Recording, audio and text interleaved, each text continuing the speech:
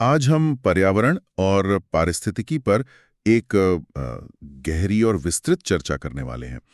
हमारे पास जो सामग्री है वो खास तौर पर सीजीपीएससी और दूसरी एक दिवसीय परीक्षाओं की तैयारी करने वालों के लिए तैयार की गई है। बिल्कुल। कोशिश ये रहेगी कि हम हर जरूरी फैक्ट और कॉन्सेप्ट को एक एक करके समझें।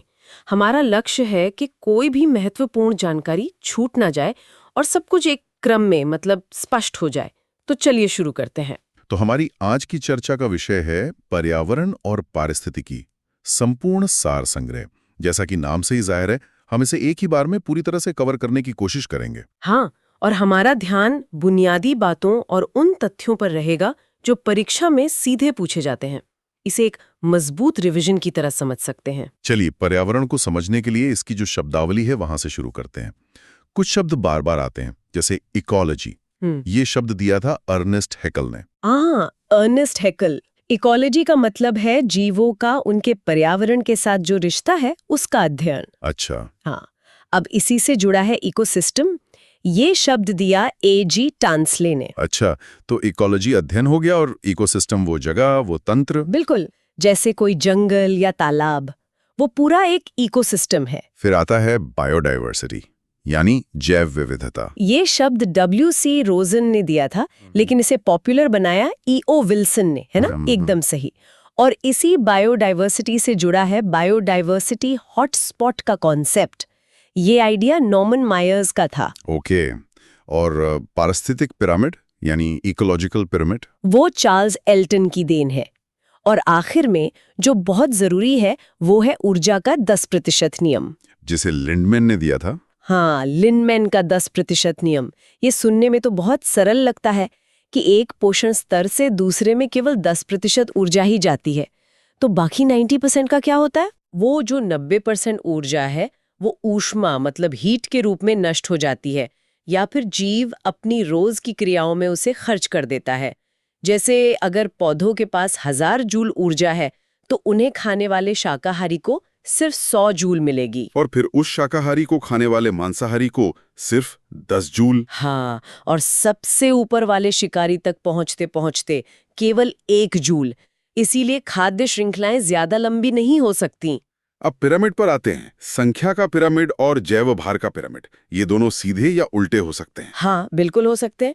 जैसे एक पेड़ पर हजारों पक्षी रहते हैं तो संख्या का पिरामिड उल्टा हो गया। आधार छोटा, ऊपर का स्तर बड़ा। अच्छा, लेकिन मैंने सुना है कि ऊर्जा का पिरामिड हमेशा सीधा रहता है, वो कभी उल्टा नहीं हो सकता। एकदम सही, क्योंकि ऊर्जा का प्रवाह हमेशा एक ही दिशा में होता है और हर स्तर पर ऊर्जा कम होती जाती है, बढ़ती कभी नहीं।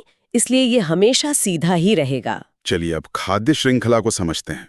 सबसे नीचे कौन होता है? सबसे निचले स्तर पर होते हैं उत्पादक, यानी प्रोड्यूसर्स, मतलब हरे पौधे जो अपना भोजन खुद बनाते हैं। और इन उत्पादकों को खाते हैं प्राथमिक उपभोक्ता। हाँ, ये शाकाहारी होते हैं, जैसे हिरन हो गया, खरगोश हो गया। ठीक है, इसके बाद आते हैं द्वितीयक उपभोक्ता जो मांसाहारी होते हैं, जैसे लोमड़ी जो खरगोश को खाती है। और फिर सबसे ऊपर, टॉप पर, श्रृंखला के शीर्ष पर होते हैं तृतीयक उपभोक्ता या टॉप कार्निवोर्स, जैसे बाघ, जिन्हें आमतौर पर कोई और नहीं खाता। चलिए, अब प्रजातियों के संरक्षण से जुड़े अंतर्राष्ट्रीय प्रयासों पर आते हैं। इसमें सबसे महत्वपूर्ण संस्था है IUCN। इसकी स्थापना कब हुई थी? IUCN की स्थापना 5 अक्टूबर 1948 को फ्रांस में हुई थी और इसका जो हेडक्वार्टर है वो ग्लैंड, स्विट्जरलैंड में है। और इसका मुख्य काम क्या है? इसका मुख्य लक्ष्य है दुनिया भर की प्रजातियों की संरक्षण स्थिति का मूल्यांकन करना, और इसी के लिए ये रेड डेटा लिस्ट प्रकाशित करता है, जिसकी शुरुआत 1964 में हुई। अच्छा, इस लिस्ट में 9 श्रेणियां हैं और इसमें रंगों का भी इस्तेमाल होता है, लाल, गुलाबी, हरा। हाँ, लाल रंग का मतलब है कि प्रजाति विलुप्त मतलब एक्सटिंक्ट हो चुकी है। गुलाबी रंग घोर संकटग्रस्त यानी क्रिटिकली एंडेंजर्ड के लिए है, और हरा रंग उन प्रजातियों के लिए है जिनकी संख्या में सुधार हो रहा है। और एक शब्द आता है थ्रेटन्ड या संकटग्रस्त। हाँ, ये एक व्यापक श्रेणी है। इसमें वल्नरेबल, एंडेंजर्ड और क्रिटिकली एंडेंजर्ड ये तीनों ही शामिल हैं। तो अब घोर संकटग्रस्त श्रेणी को थोड़ा और समझते हैं। किसी प्रजाति को इस श्रेणी में रखने का आधार क्या है? इसके मानदंड बहुत सख्त हैं, जैसे पिछले 10 सालों में आबादी 80% से ज्यादा घट गई हो, या फिर उस प्रजाति के कुल जीवों की संख्या 50 से भी कम रह गई हो। भारत में कौन सी प्रमुख प्रजातियां हैं इस श्रेणी में? इसमें ग्रेट इंडियन बस्टर्ड है, जो राजस्थान का राज्य पक्षी है। Himalayan quail, pink headed duck और घड़ियाल भी इसी में आते हैं। और एक द वल्चर क्राइसिस का भी जिक्र आता है। हाँ, ये बहुत जरूरी है। भारत में गिद्धों की आबादी, खासकर व्हाइट रम्प्ड गिद्धों की 99% से भी ज्यादा खत्म हो गई। 99%? और इसकी वजह थी एक दवा डिक्लोफेनेक। बिल्कुल। मवेशियों को दी जाने वाली ये दर्द निवारक दवा जब गिद्धों के शरीर में पहुंची तो उनकी किडनी फेल हो गई और इससे पूरा इकोसिस्टम गड़बड़ा गया। ये वाकई चौंकाने वाला है। अब घोर संकटग्रस्त से अगली श्रेणी संकटग्रस्त यानी एंडेंजर्ड पर आते हैं।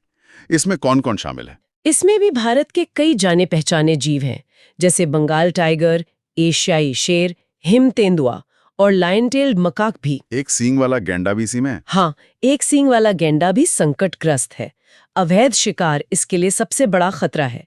समुद्री जीवों में ऑलिव रिडले कछुए भी इसी श्रेणी में आते हैं। और अब उन प्रजातियों की बात करते हैं जो विलुप्त हो चुकी हैं। इसमें सबसे प्रसिद्ध है मॉरिशस का डोडो, फिर पैसेंजर पिजन जो अत्यधिक शिकार के कारण विलुप्त हो गया, और तस्मानियन टाइगर जिसे 1936 के बाद नहीं देखा गया। हाल के वर्षों में भी कोई प्रजाति विलुप्त हुई है? हाँ, दुख की बात है कि 2019 में चाइनीज पैडलफिश को विलुप्त घोषित कर दिया गया।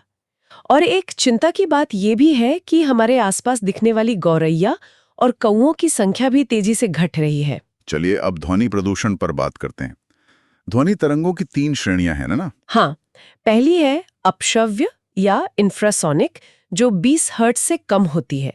इसे कुत्ते, हाथी सुन सकते हैं, हम नहीं। और दूसरी है श्रव्य, जिसे हम सुन सकते हैं। बिल्कुल, वो 20 हर्ट्ज से 20,000 हर्ट्ज के बीच होती है। ये मानव कान की सुनने की क्षमता है। और तीसरी है पराश्रव्य या अल्ट्रासोनिक, जो 20,000 हर्ट्ज से ज्यादा होती है। चमगादड़, सोनार, ये सब इसका इस्तेमाल करते हैं। और ये बात भी सही है कि ध्वनि ठोस में ज्यादा तेजी से चलती है। एकदम सही। इसीलिए रेलवे ट्रैक पर कान लगाकर ट्रेन की आवाज दूर से ही सुनी जा सकती है, हवा में आने से पहले। अब बात करते हैं जल प्रदूषण और उससे जुड़ी बीमारियों की। पारा यानी मर्करी से कौन सी बीमारी होती है? पारे से होता है मिनीमाता रोग, जो सीधे मस्तिष्क पर असर करता है। और कैडमियम से? कैडमियम से होता है इटाई रोग। यह हड्डियों को बहुत कमजोर बना देता है। आर्सेनिक से ब्लैकफुट रोग होता है, सही कहा। हाँ, और नाइट्रेट की अधिकता से छोटे बच्चों में ब्लू बेबी सिंड्रोम हो जाता है। अब वायु और औद्योगिक प्रदूषण पर आते हैं। कोयला जलाने से जो फ्लाई ऐश निकलती है, उसका क्या होता है? फ्लाई ऐश एक प्रदूषक है, लेकिन अब इसका इस्तेमाल ईंटें और सीमेंट बनाने में किया जा रहा है। मीथेन गैस धान के खेतों से निकलती है। और लेड या सीसा पहले पेट्रोल में मिलाया जाता था और अखबार की स्याही में भी होता है। और कार्बन मोनोऑक्साइड, जिसे साइलेंट किलर कहते हैं। हाँ, ये हीमोग्लोबिन से जुड़कर ऑक्सीजन के प्रवाह को रोक देती है, इसीलिए इसे दम घूंटू गैस भी कहते हैं। इसी संदर्भ में भोपाल गैस त्रासदी का जिक्र जरूरी है। 2 दिसंबर 1984। अब बात करते हैं ग्रीन हाउस गैसों की। ये पृथ्वी के चारों ओर एक हीट ट्रैप की तरह काम करती हैं। हाँ, प्रमुख ग्रीन हाउस गैसें हैं carbon dioxide, methane, nitrous oxide, ozone, CFCs और जलवाष्प।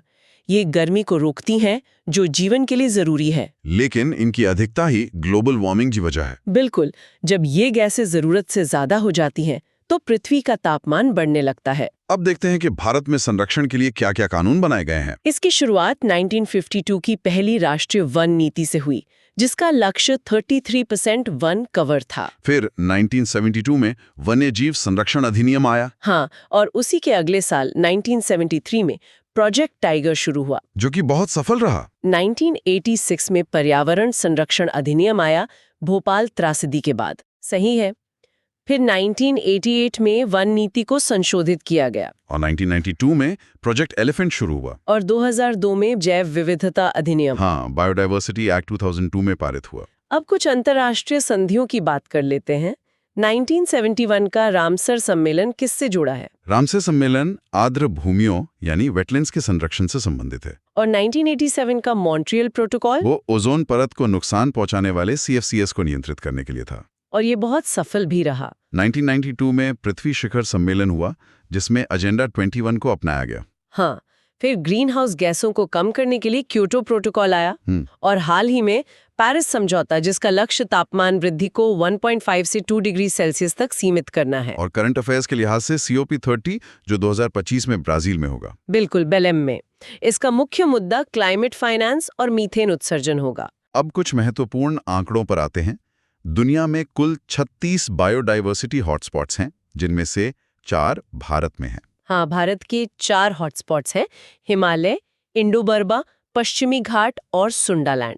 और सबसे ज्यादा जैव विविधता उष्णकटिबंधीय वर्षावनों में पाई जाती है। भारत में कुल रामसर स्थलों की संख्या अब 96 हो गई है। जी हाँ, 96।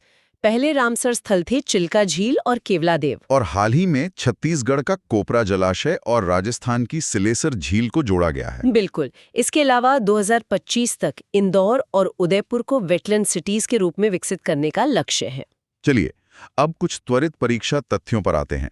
महत्वपूर्ण दिवस: 21 मार्च वानिकी दिवस, 22 मार्च जल दिवस, 22 अप्रैल पृथ्वी दिवस, 5 जून पर्यावरण दिवस और 16 सितंबर ओजोन दिवस। ये सभी बहुत जरूरी हैं। अब कुछ प्रसिद्ध उपनाम। डॉल्फिन मैन है रविंद्र कुमार सिन्हा। भारत में पारिस्थितिकी के जनक हैं रामदेव मिश्र। बर्ड मैन है सलीम अली। और हरित क्रांति के जनक MS स्वामीनाथन। एक आतंकवादी वृक्ष भी है यूकेलिप्टस। ऐसा क्यों? क्योंकि ये जमीन से बहुत ज्यादा पानी सोखता है, जिससे भूजल स्तर गिर जाता है। अच्छा। और रेडिएशन सबसे पहले अस्थि मज्जा यानी बोन मैरो को प्रभावित करता है। हाँ। और भारत में न्यूक्लियर फ्यूल के लिए यूरेनियम से ज्यादा थोरियम के भंडार हैं। और सबसे ज्यादा नेशनल पार्क मध्य प्रदेश में है, कुल 12।